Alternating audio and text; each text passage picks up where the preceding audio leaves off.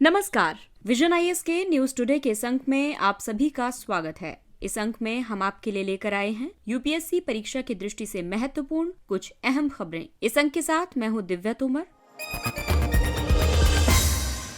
आइए सबसे पहले बात करते हैं इस अंक की हेडलाइंस के बारे में। संयुक्त राष्ट्र ने सतत विकास लक्ष्य प्रगति रिपोर्ट 2023 विशेष संस्करण जारी की। भारतीय प्रतिभूति और विनिमय बोर्ड ने बीआरएसआर कोर आश्वासन के लिए फ्रेमवर्क और मूल्य श्रृंखला के लिए ईएसजी प्रकटीकरण की शुरुआत की। वैज्ञानिकों का कहना है कि एंथ्रोपोसीन युग की शुरुआत 1950 के दशक में हुई थी। पत्तन पोत परिवहन और जलमार्ग मंत्रालय ने स्वदेशी differential global navigation satellite system Sagar Sampark का उद्घाटन किया। और भारत में शहरी बाढ़ की बढ़ती चुनौतियों पर करेंगे चर्चा।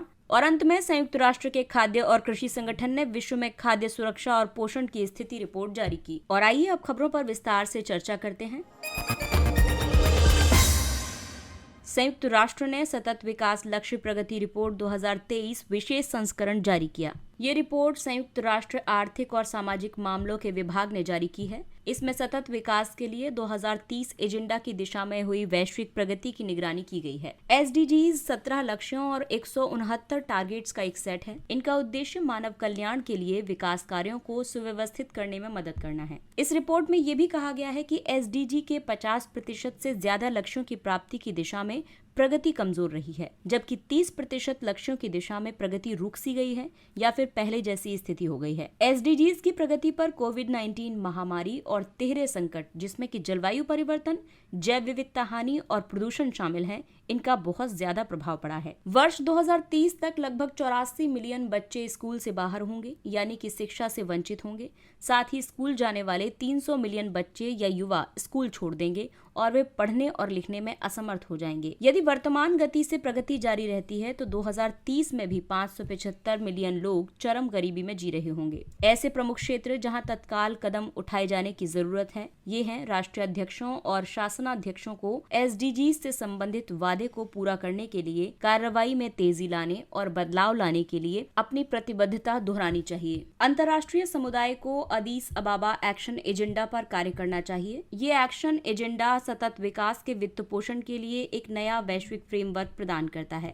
राष्ट्रों को गरीबी उन्मूलन और असमानता कम करने वाली नीतियों एवं कार्रवाइयों को लक्षित करना चाहिए। इसमें महिलाओं और लड़कियों को उनके अधिकार दिलाने की दिशा में विशेष ध्यान देना चाहिए। इसके अलावा उभरती चुनौतियों से निपटने के लिए बहुपक्षीय प्रणाली की क्षमता को मजबूत करना चाहिए। आपको बता दें कि यूएनडेसा संयुक्त राष्ट्र चार्टर पर आधारित है। इसे सतत विकास के लिए परिवर्तनकारी 2030 एजेंडा से मार्गदर्शन प्राप्त होता है। ये संयुक्त राष्ट्र के विकास स्तंभ को बनाए रखता है। ये दुनिया भर के देशों को उनके आर्थिक, सामाजिक और पर्यावरणीय लक्ष्यों को पूरा करने में मदद करता है। इसके लिए वो सरकारों और हितधारकों के साथ मिलकर कार्य करता है। यूएनडेसा और भी कई रिपोर्ट्स को प्रकाशित करता है। इनमें शामिल है population and vital statistics report, world youth report, world social report, world economic situation and prospectus report आदि। भारतीय प्रतिभूति और विनिमय बोर्ड ने बीआरएसआर कोर आश्वासन के लिए फ्रेमवर्क और मूल्य श्रृंखला के लिए ईएसजी प्रकटीकरण की शुरुआत की। कोर गवर्नेंस एक फ्रेमवर्क है जो हितधारकों को ये समझने में मदद करता है कि कोई संगठन ईएसजी मानकों से संबंधित जोखिमों और अवसरों का प्रबंधन कैसे कर रहा है। सेबी ने इसके लिए भारतीय प्रतिभूति और विनिमय बोर्ड सूचीबद्धता, दायित्व और प्रकटीकरण आवश्यकताएं विनियम 2015 में संशोधन किया है। इन संशोधनों के तहत बीआरएसआर कोर और अपडेटेड बीआरएसआर लाया गया है। बीआरएसआर का मतलब है business responsibility and sustainability report और बीआरएसआर कोर बीआरएसआर का एक सबसेट है। इसमें 9 ईएसजी विशेषताओं के तहत मुख्य प्रदर्शन संकेतकों का एक सेट शामिल है। बीआरएसआर रिपोर्टिंग के माध्यम से सेबी ने सूचीबद्ध कंपनियों के लिए मानकीकृत तरीके से ईएसजी प्रकटीकरण को परिभाषित किया है। भारतीय या उभरे हुए बाजारों की प्रासंगिकता को ध्यान में रखते हुए छोटे शहरों में रोजगार सृजन, व्यवसाय का खुलापन, महिलाओं को भुगतान किए जाने वाला सकल वेतन जैसे आश्वासन के लिए कुछ नए केपीआईज की पहचान की गई है। इसके तहत वित्त वर्ष 2023-24 में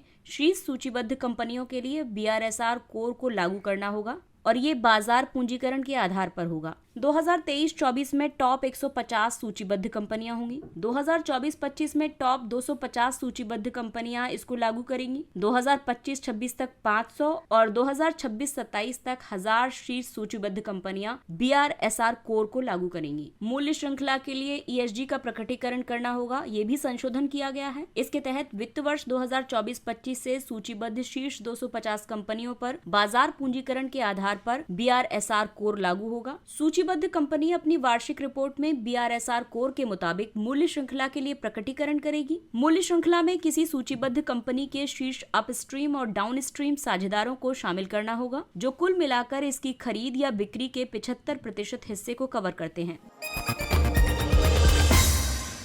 और आइए अब बात करते हैं पेपर 1 के टॉपिक भूवैज्ञानिक परिदृश्य की। वैज्ञानिकों का मानना है कि एंथ्रोपोसीन युग की शुरुआत 1950 के दशक में हुई थी।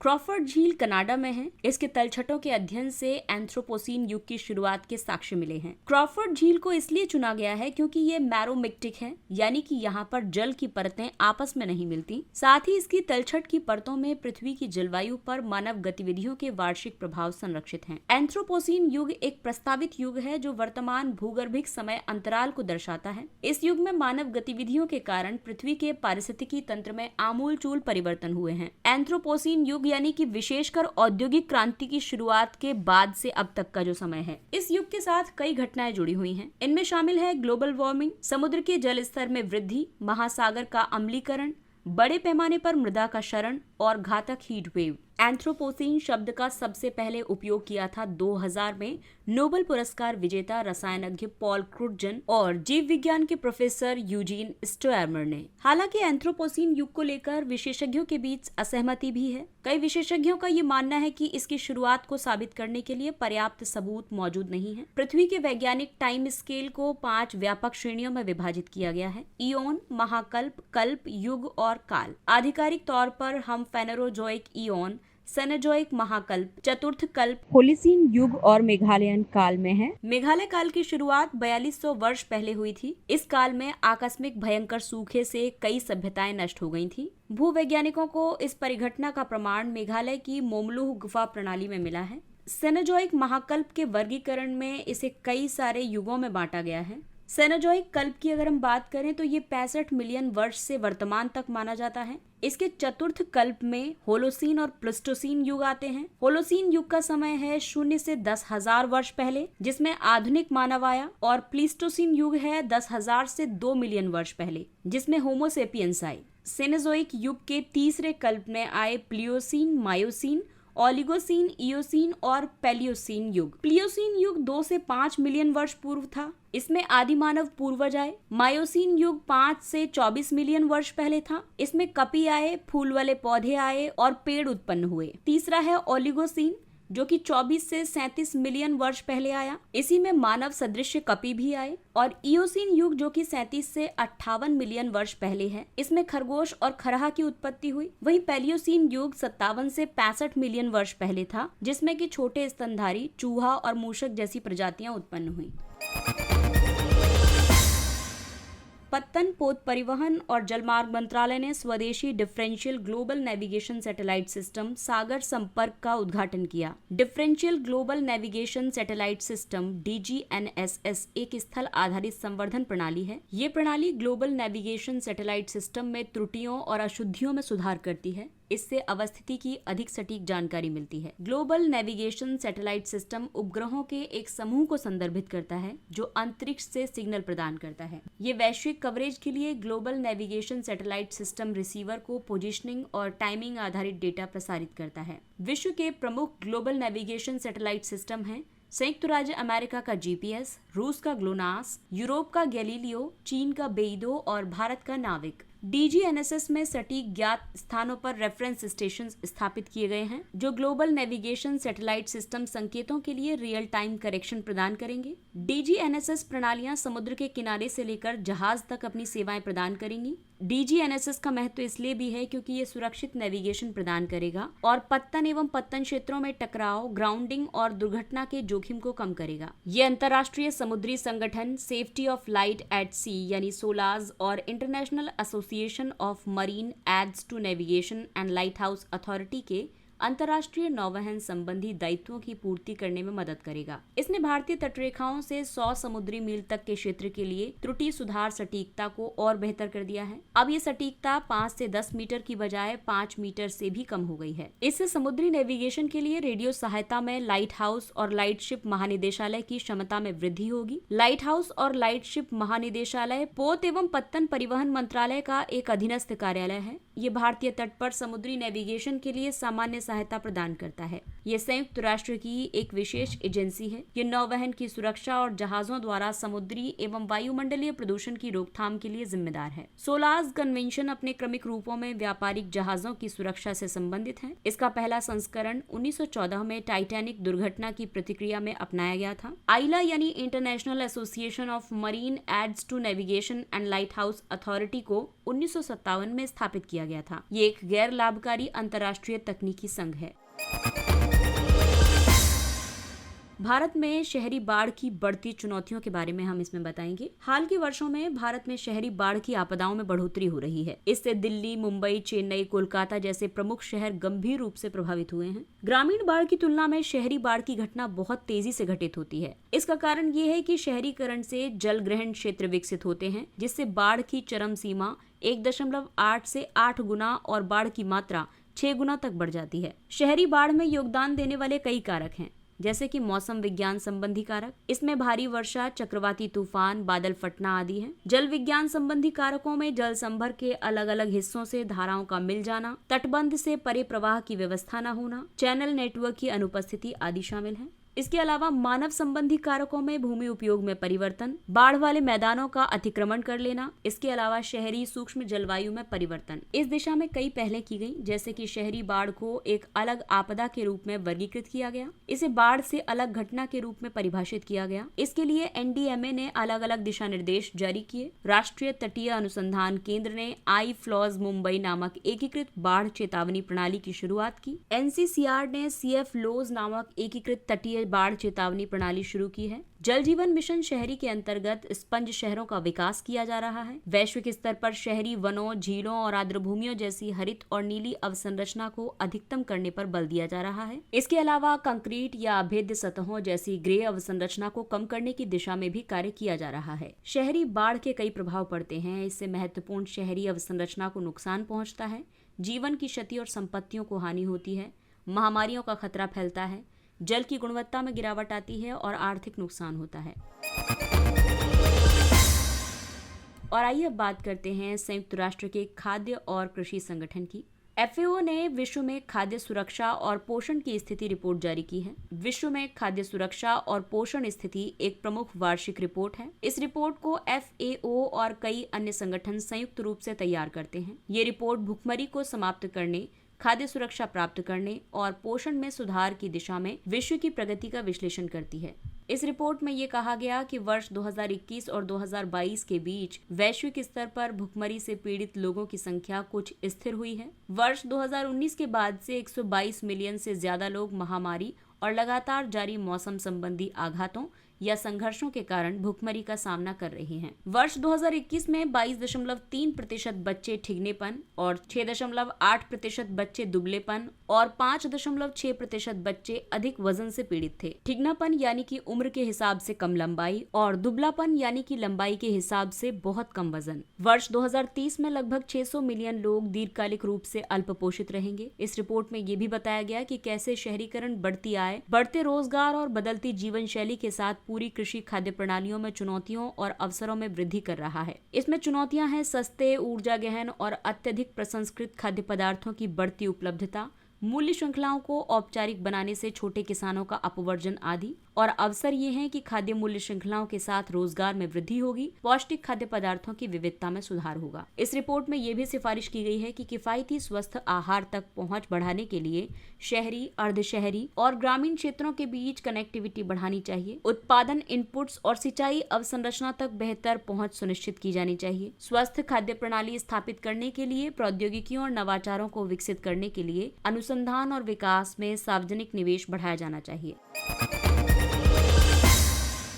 इसके अलावा और भी कई सुर्खियां हैं, जैसे कि Association of World Election Bodies A वेब। हाल ही में ए वेब के कार्यकारी बोर्ड की बैठक संपन्न हुई है। ए वेब की स्थापना वर्ष 2013 में हुई थी। यह चुनाव प्रबंधन के क्षेत्र में दुनिया का सबसे बड़ा अंतर्राष्ट्रीय संगठन है। वर्तमान में इसमें 110 देशों के 119 चुनाव प्रबंधन निकाय शामिल हैं। भारत के निर्वाचन आयोग को 2019 से 22 के कार्यकाल के लिए ए वेब का अध्यक्ष चुना गया है। वर्तमान में ये 2022 से 24 की अवधि के लिए इसके कार्यकारी बोर्ड का सदस्य है। नई दिल्ली में एक Bharat association of World Election bodies केंद्र स्थापित किया गया है। इसकी स्थापना ए वेब के सदस्य देशों के अधिकारियों के बीच सर्वोत्तम चुनावी पद्धतियों को साझा करने और उनके प्रशिक्षण तथा क्षमता निर्माण के लिए की गई है। मुस्लिम वर्ल्ड लीग। प्रधानमंत्री ने मुस्लिम वर्ल्ड लीग के महासचिव के साथ विचार विमर्श किया। मुस्लिम वर्ल्ड लीग एक अंतर्राष्ट्रीय गैर सरकारी संगठन है। इसका मुख्यालय मक्का में स्थित है। इसमें सभी इस्लामिक देशों और संप्रदायों के सदस्य शामिल हैं। इसका उद्देश्य है सच्चे इस्लाम और उसके सहिष्णु सिद्धांतों को प्रस्तुत करना, मानवीय सहायता प्रदान करना, इस्लाम के संदेश को साकार करना और उग्रवाद, हिंसा और बहिष्कार का आह्वान करने वाले आंदोलनों से बचना। मुस्लिम वर्ल्ड लीग यूनेस्को और यूनिसेफ जैसे संगठनों का सदस्य है। साथ ही ये संयुक्त राष्ट्र आर्थिक और सामाजिक परिषद में परामर्शदाता का दर्जा प्राप्त पर्यवेक्षक भी है। सेक्रेटरीट जनरल इस संगठन की कार्यकारी शाखा है। भारतीय कॉर्पोरेट कार्य संस्थान। भारतीय कॉर्पोरेट कार्य संस्थान कॉर्पोरेट कार्य मंत्रालय के तहत आने वाला एक स्वायत्त संस्थान है। ये कॉर्पोरेट मामलों के आला क्षेत्रों पर ध्यान केंद्रित करने वाला देशों का एक प्रमुख संस्थान है। IICA को सोसाइटी पंजीकरण अधिनियम 1860 के तहत 2008 में एक सोसाइटी के रूप में पंजीकृत किया गया था। IICA सोसाइटी के अध्यक्ष कॉर्पोरेट कार्य मंत्री करते हैं, जो IICA सोसाइटी के पदेन अध्यक्ष भी हैं। ये कॉर्पोरेट क्षेत्र के बेहतर विकास, सुधार और विनियमन के लिए सरकार, कॉर्पोरेट्स और अन्य हितधारकों को नीतिगत सलाह और अनुसंधान एवं क्षमता निर्माण में सहायता प्रदान करता है। Audit online. ऑडिट ऑनलाइन का action taken report module launch किया गया है। ऑडिट ऑनलाइन एक ओपन सोर्स एप्लीकेशन है। इसे पंचायत एंटरप्राइज सूट के एक हिस्से के रूप में विकसित किया गया है। पंचायत एंटरप्राइज सूट पंचायती राज मंत्रालय के द्वारा शुरू किया गया ई पंचायत मिशन मोड प्रोजेक्ट के अंतर्गत है। पंचायती राज मंत्रालय डिजिटल इंडिया कार्यक्रम के तहत ई पंचायत को लागू कर रहा है। इसका उद्देश्य पंचायती राज संस्थाओं की कार्यप्रणालियों में बदलाव लाना है। इसके तहत ई ग्राम स्वराज नामक एक सरलीकृत कार्य आधारित लेखांकन एप्लीकेशन को भी लॉन्च किया गया है। ये सरकारी विभागों या PRIs को आंतरिक और बाह्य ऑडिट की सुविधा प्रदान करता है। राज्य आपदा प्रतिक्रिया कोष। वित्त मंत्रालय ने SDRFs को धनराशि जारी की है। आपदा प्रबंधन अधिनियम 2005 के तहत प्रत्येक राज्य में SDRF का गठन किया गया है। इनका कार्य अधिसूचित आपदाओं पर प्रतिक्रिया करना है। केंद्र सरकार SDRFs में सामान्य राज्यों के लिए 75% तक और उत्तर पूर्वी तथा हिमालयी राज्यों के लिए 90% तक योगदान देती है। वार्षिक केंद्रीय योगदान वित्त आयोग की सिफारिशों के आधार पर 2 समान किश्तों में जारी किया जाता है। SDRF का उपयोग केवल अधिसूचित आपदाओं के पीड़ितों को तत्काल राहत प्रदान करने के लिए किया जाता है। इसमें चक्रवात, सूखा, भूकंप, आग, बाढ़, सुनामी, ओलावृष्टि, भूस्खलन, हिमस्खलन, बादल फटना, कीट हमले, पाला और शीतलहर शामिल है। फॉस्फेट। नॉर्वे में खोजी गई फॉस्फेट चट्टानों से इलेक्ट्रिक वाहन उद्योग को मदद मिल सकती है। वर्तमान में मोरक्को के पास दुनिया का 70% फॉस्फेट भंडार है। फॉस्फेट एक अवसादी चट्टान है जो समुद्र नीतल पर कार्बनिक पदार्थों के संचय से बनती है। आपको बता दें कि फॉस्फेट चट्टानों को संसाधित करके फॉस्फोरस का उत्पादन किया जाता है। फॉस्फोरस का उपयोग उर्वरक में किया जाता है। फॉस्फेट लिथियम आयन बैटरी में उपयोग की जाने वाली प्रमुख सामग्रियों में से एक है। फॉस्फेट को फॉस्फोरिक एसिड में भी बदला जा सकता है। इस एसिड का उपयोग खाद्य और सौंदर्य प्रसाधन से लेकर पशु आहार और इलेक्ट्रॉनिक्स में भी किया जाता है। साल 16 ऑपोजिटिफोलिया डेस्फोंटानिया। ये हाल ही में खोजी गई झाड़ी की एक नई प्रजाति है। ये एमारैंथेसी कुल से संबंधित है। ये एक 12मासी झाड़ी है जो गुजरात के कच्छ जिले के खारे, शुष्क और अर्धशुष्क वातावरण में उगती है। ये एक प्रोस्ट्रेट यानी कि काष्ठीय पादप है। साल 16 की अन्य प्रजातियों के विपरीत इसमें रोवे नहीं पाए जाते हैं। भारत में खोजी गई साल 16 जीनस की अन्य प्रजातियां हैं साल 16 काली, साल 16 हैटमनी, साल 16 मोनोप्टेरा, कैरोक्सिलोन इम्ब्रिकैटम और हैलोगेटन ग्लोमेरेटस। इसे साल 16 ग्लोमेरेटा भी कहा जाता है। साल 16 जीनस के पौधों की पत्तियों में खारा रस पाया जाता है। इसका उपयोग साबुन बनाने में किया जाता है। यह औषधीय गुणों से भी भरपूर होता है। नेचर रिस्टोरेशन कानून। यूरोपीय संसद ने नेचर रिस्टोरेशन कानून पारित किया है। इसका उद्देश्य यूरोप की प्रकृति को हुए नुकसान की 2050 तक भरपाई करना है। ये प्रकृति की बहाली से संबंधित लक्ष्य और दायित्व निर्धारित करेगा। उदाहरण के लिए वर्ष 2030 तक परागणकों की आबादी में आई गिरावट की भरपाई करना, वर्ष 2030 तक हरित शहरी स्थानों की समग्र क्षति को रोकना, वर्ष 2030 तक रासायनिक कीटनाशकों के उपयोग और उससे उत्पन्न जोखिम को 50% तक कम करना। और आइए अब चर्चा करते हैं सुर्खियों में रहे स्थलों की। इसमें शामिल है सोलोमन द्वीप। इसकी राजधानी है होनियारा। हाल ही में चीन और सोलोमन द्वीप समूह ने कूटनीतिक समझौतों पर हस्ताक्षर किए हैं। सोलोमन द्वीप एक द्वीपीय राष्ट्र है। इसमें दक्षिण पश्चिम प्रशांत महासागर में स्थित मेलानेशिया में ज्वालामुखीय द्वीप और कोरल एटॉल शामिल हैं। इसकी सीमा से लगा कोई पड़ोसी देश नहीं है। ये पापुआ न्यूगिनी से वानुआतू तक फैले ज्वालामुखी आर्क का हिस्सा है। सोलोमन द्वीप की जलवायु उष्णकटिबंधीय महासागरीय है और इसका उच्चतम बिंदु माउंट पोपोमानेसू है। इसके साथ ही ये अंक समाप्त होता है। अगले अंक में फिर मुलाकात होगी कुछ अन्य महत्वपूर्ण खबरों के साथ। तब तक अपने लक्ष्य के लिए तत्पर रहिए और अगर आपको हमारा कंटेंट अच्छा लगता है तो इसे लाइक, सब्सक्राइब और शेयर जरूर करें। और अब हमें यानी विजन IAS की पूरी टीम को दीजिए इजाजत। नमस्कार।